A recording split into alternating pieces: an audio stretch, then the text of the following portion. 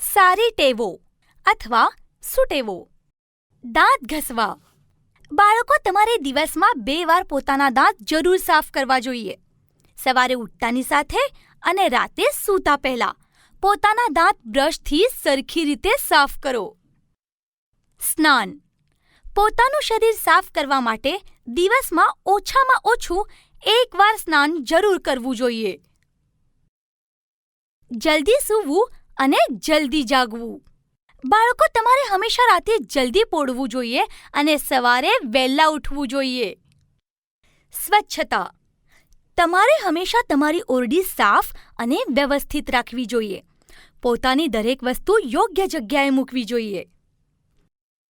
પ્રાર્થના. તમારા પર પ્રભુની કૃપાદૃષ્ટિ માટે તમારે હંમેશા તેમના આભારી રહેવું જોઈએ. તેની માટે આપણે દરરોજ ઈશ્વરની પ્રાર્થના કરવી જોઈએ. કોઈને નુકસાન ન પહોંચાડવું.